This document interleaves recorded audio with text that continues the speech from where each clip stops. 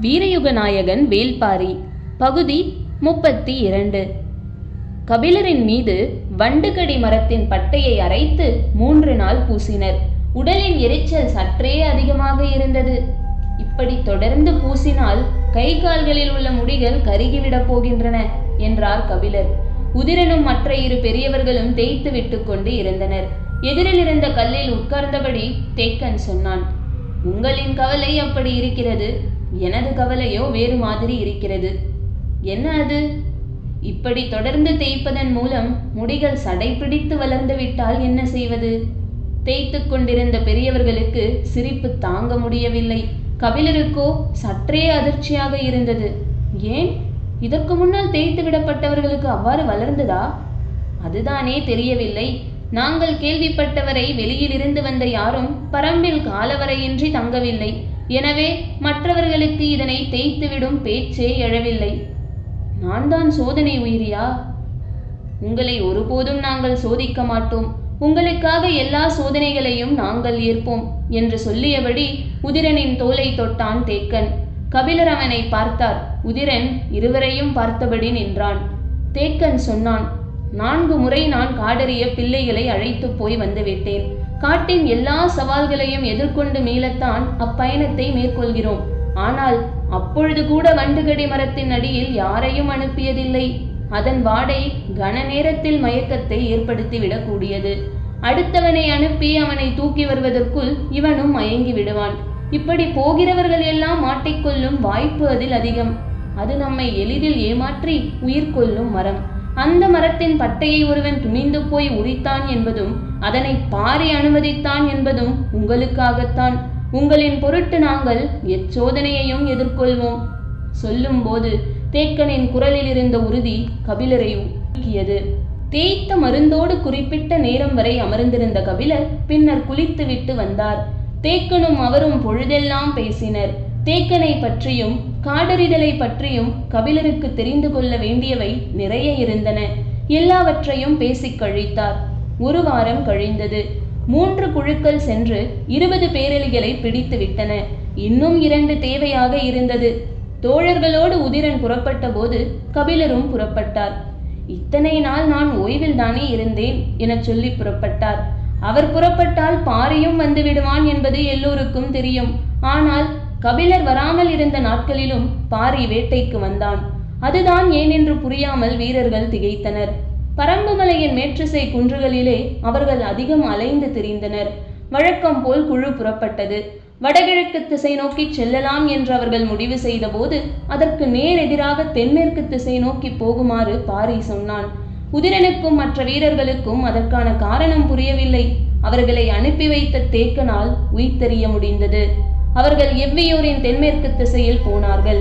இப்பகுதியில் புலிகள் மிக அதிகம். அவற்றிடம் தப்பித்தான் பேரெலிகள் உயிர் வாழ வேண்டும்.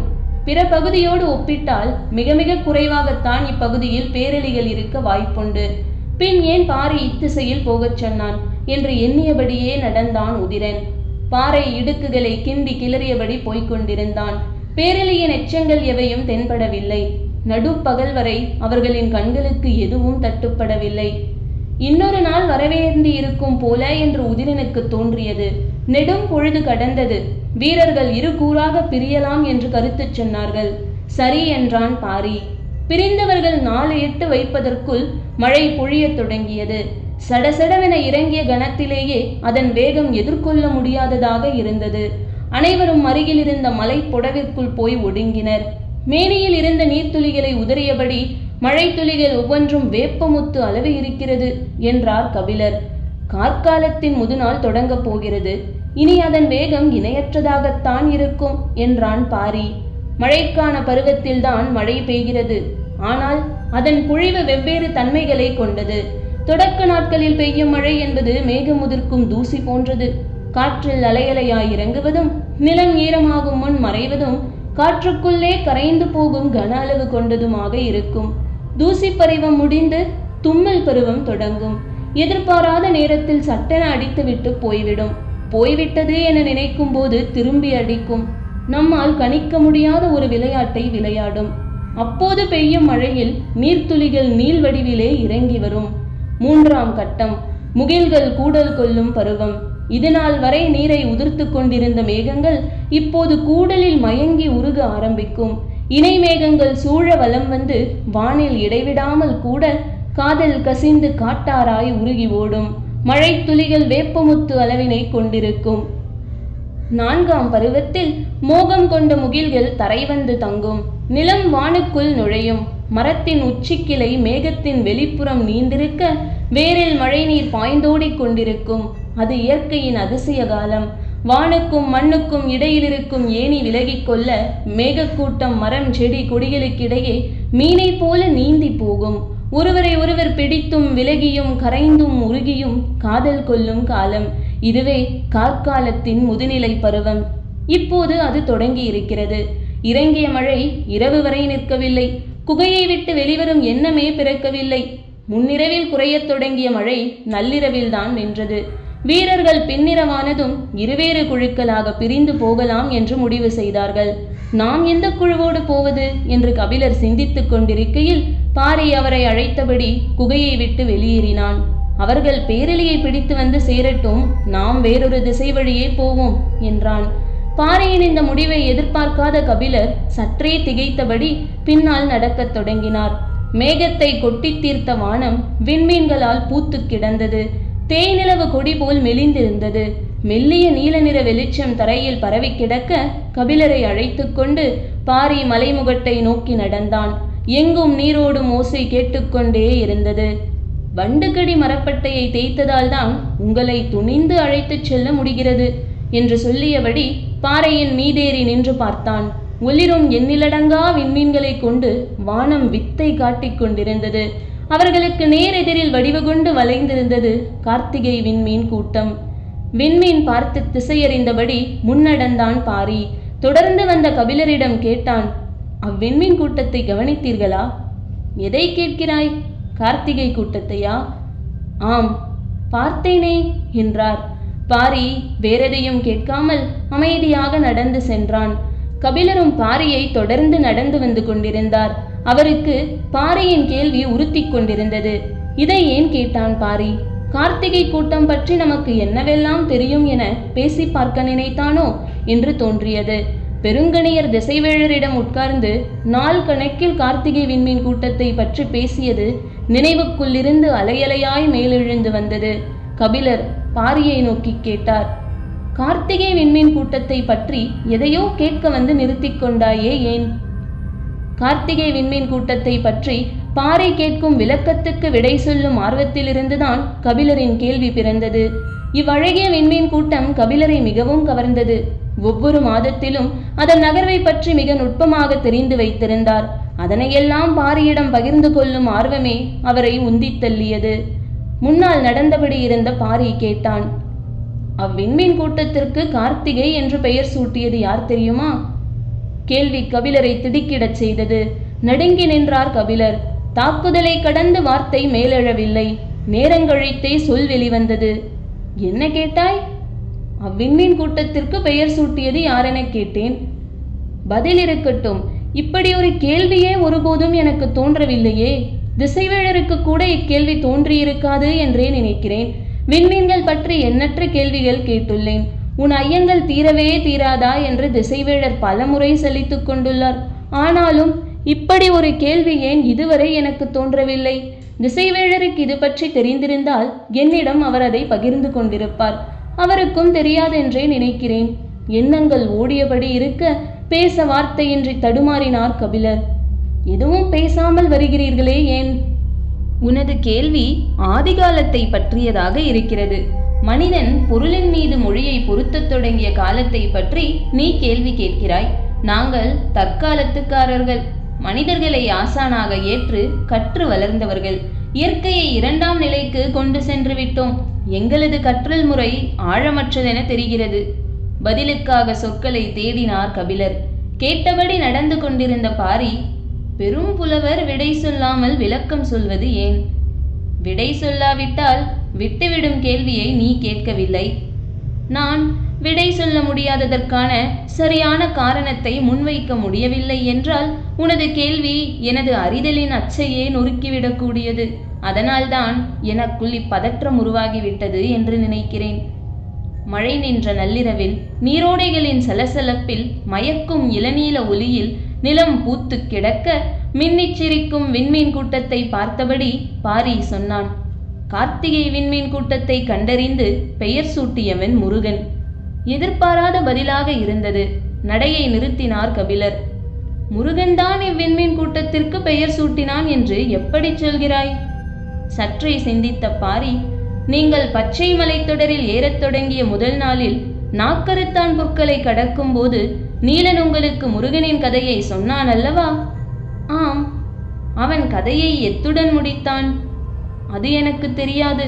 சந்தன வேங்கையின் மீது பரணமைத்து முருகனையும் வள்ளியையும் அதில் தங்க வைத்த எவ்வி அதன்பின் குடில் திரும்பி பூண்டு பானத்தை கலக்கி கொடுத்து யாரையும் அப்பக்கம் போகவிடாமல் செய்தான் என்பது வரை எனக்கு நினைவிருந்தது.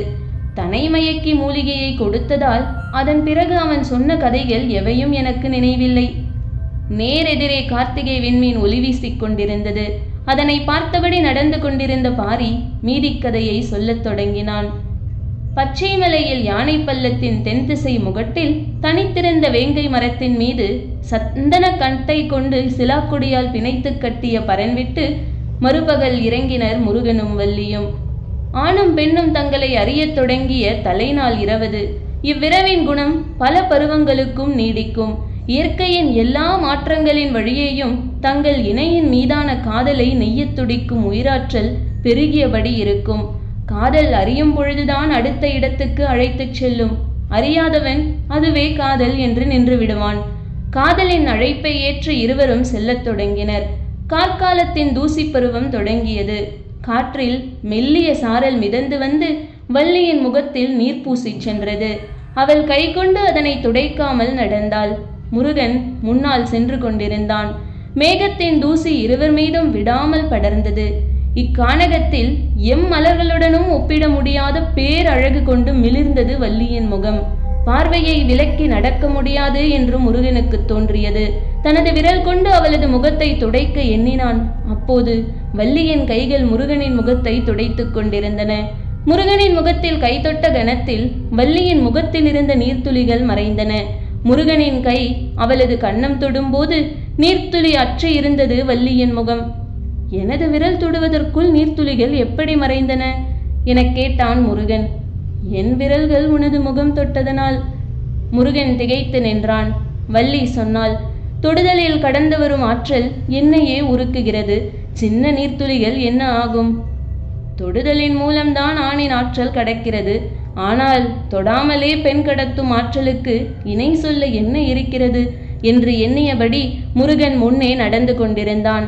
அவள் பேச்சேதுமின்றி பின்தொடர்ந்தாள். தூசிக்காற்று எதிர் வீசியபடி இருந்தது. வள்ளி கேட்டாள், வேங்கை மரத்தின் சந்தன பரன்விட்டு ஏன் அகல்கிறோம்? அது எவ்வி உருவாக்கியது. நமக்கான இடத்தை நம் கனவால் உருவாக்க வேண்டும். வள்ளிக்கு சரிதான் என்று தோன்றியது. சென்ற முறை ஏழிலைப்பாலை நோக்கி நான் அழைத்துச் சென்றேன். இம்முறை நீ அழைத்துச் செல் என்றான் முருகன். அவனது சொல் சுமந்து முன்னடந்தாள் வள்ளி. இணையற்ற இடம் நோக்கி அழைத்துச் செல்கிறாள் என்பதை பூரிக்கும் அவளுடைய முகம் சொன்னது. பின்னடந்து வந்த முருகனின் மயக்கம் மேலும் அதிகமானது. மானிலும் மயிலிலும் மட்டுமே ஆண் அழகு என்றான் முருகன். நானும் அப்படித்தான் நம்பினேன், உன்னை காணும் வரை என்றாள் வள்ளி. இருவரும் வெட்கம் கலைந்து சிரித்தனர். தூசிக்காற்று நின்று பொழிந்தது. முன் சென்ற வள்ளியின் கண்களுக்கு சற்று தொலைவில் விளைந்த பயிர் தெரிந்தது. அதன் அருகே போனாள். யானை படுத்துறங்கும் அளவு நிலத்தில் அப்பயிர்கள் விளைந்திருந்தன. அந்த கதிரை கைகளால் உருவியபடியே வள்ளி சொன்னாள், இது அரிதான நெற்பயிர். அன்னம் அழகிய அரிசி என்று இதனை சொல்வோம். மற்ற பயிர்கள் எல்லாம் பசியை போக்கும். ஆனால் இது மட்டும்தான் பசி நீக்குவதோடு உடலை மலர வைத்து சுகம் தரும். மனம்தான் பெரும்பாலும் மகிழ்வை உணர்கிறது. உடல் தேவையை மட்டுமே உணர்கிறது. ஆனால் இப்பயிர்தான் உடலை மகிழவும் வைக்கும். சொல்லிக்கொண்டே கைப்பிடி அளவு கதிர்பறித்து உள்ளங்கையில் வைத்து கசக்கி அதனை முருகனுக்கு கொடுத்தாள். முருகன் அதனை வாங்கி உட்கொண்டான். ஏற்கனவே என் உடலும் மனமும் மகிழ்வால் திணறி கிடக்கின்றன. இதில் இதுவும் சேர்ந்தால் நிலைமை கட்டுக்கடங்காமல் போகுமோ என்று அவனுக்கு தோன்றியது. வள்ளியும் வாயில் போட்டு மென்றபடி நடந்து வந்தாள். சிறிது தொலைவு சென்ற பின் வள்ளிக்கு விக்கல் வந்தது. அருகில் நீரோடை எதுவும் இல்லை. கார்காலம் இப்போதுதான் தொடங்குகிறது. நீர் புரண்டோட இன்னும் நாளாகும். குட்டை எதுவும் இருக்கிறதா என்று பார்த்தான் முருகன். எதுவும் தென்படவில்லை. வள்ளிக்கு உடனடியாக குடிக்க நீர் தேவைப்பட்டது. ஆனால் அவ்விடம் கிடைக்காது என தெரிந்தது. அருகிருந்த சிறுபாறையின் மீதேறி நாற்புறமும் பார்த்த முருகன் ஒரு திசை நோக்கி ஓடினான். நீர்நிலையை கண்டறிந்து விட்டானோ என்ற எண்ணத்துடன் பின்தொடர்ந்து ஓடினாள் வள்ளி. அங்கு காண வெள்ளெருக்கொன்று செழித்திருந்தது.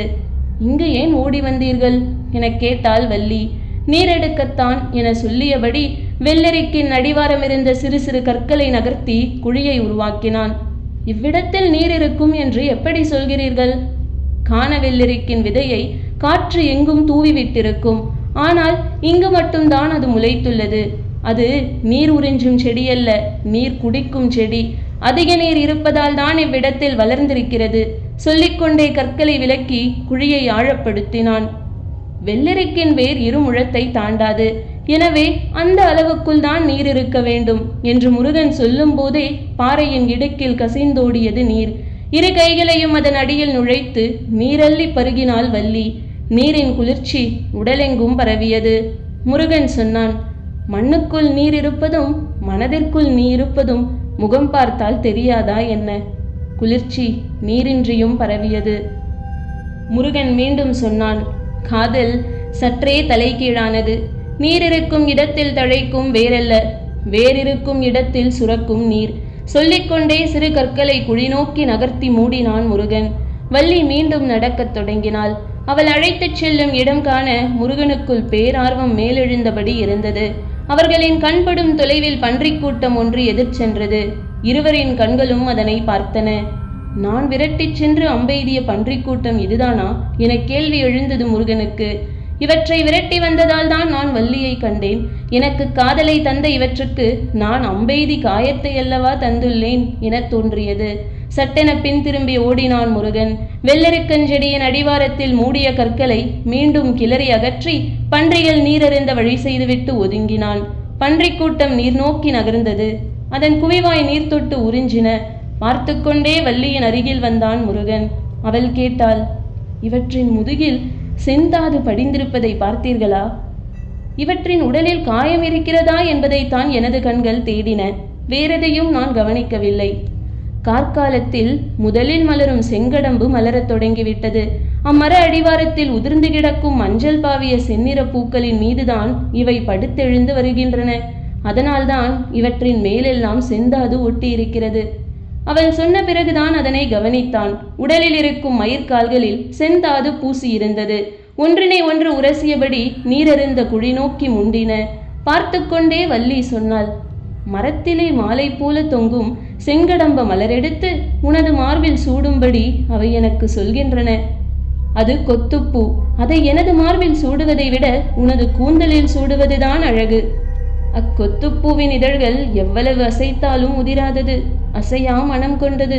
அதனால்தான் உனது மார்பிற்சூட ஆசைப்படுகிறேன். உதிராத பூக்களை எனது மார்பிற்சூட ஏன் ஆசைப்படுகிறாள் என முருகன் நினைத்து கொண்டிருக்கும் போது வள்ளி சொன்னாள், அசைத்தால் உதிராதது, அனைத்தாலும் உதிராதல்லவா? முருகன் திகைத்தான். செங்கடம்பின் அடிவாரத்தில் மனம் புரண்டு எழுந்தது. நீள்வாய் கொண்டு நீருறிஞ்சும் ஓசை பின்னணியில் கேட்டுக்கொண்டிருந்தது. மனம் அதை நோக்கி தாவியது. நான் கூந்தலில் சூடுவது ஒருவருக்கானதாகிறது, நீ மார்பில் அணிவது இருவருக்குமானதாகிறது. சொல்ல நினைக்கும் சொற்களை சொல்லாமலே நடந்தாள் வள்ளி. சொல்லாத சொற்களை சுவைத்துத்தான் காதல் வளர்கிறது. வெள்ளெருக்கின் வேர் போல மனதின் ஆழத்தில் இருந்து நீர் குடித்து பழகியது காதல். அதற்கு சொல்ல மலர்வாய் தேவையில்லை. அதனினும் ஆழ்ந்த அன்பை குடித்து வளரவே வாய்முகப்பின் ஈரிதழ்களும். சுரந்து கொண்டிருக்கும் போதே அருந்திக் கொண்டிருக்கும் அதிசயத்தை இதழ்கள் நிகழ்த்தி கொண்டிருந்தன. முருகனின் மனதில் மலர்ந்தது சொல். நான் அகழ்ந்து கண்டறிந்ததை நீ அணைத்து கண்டறிந்தாய். நான் கண்டறிந்தது ஒருவருக்கானது, நீ கண்டறிந்தது இருவருக்குமானது. சொல்லாத சொல்லேந்தி இப்பொழுது முருகன் நடந்து கொண்டிருந்தான். முன்னடந்த வள்ளி பாறை இடுக்குகளின் வழியே உள் நுழைந்தாள். இருட்பிளவின் வழியே எங்கே அழைத்துச் செல்கிறாள் என சிந்தித்தபடியே பின்தொடர்ந்தான் முருகன். ஒரு பெரும் பாறையின் முனை திரும்பினாள் அவள். பின்னால் வந்தவன் அதே போல பாறை கடைந்ததும் முனை திரும்பினான். திரும்பிய கணத்தில் அவன் கண்கள் பார்த்த காட்சி அவனை அசையவிடாமல் அப்படியே நிறுத்தியது. இமை கொட்டாமல் பார்த்தான் முருகன். தான் வாழ்வில் இதுவரை பார்க்காத ஒன்றை.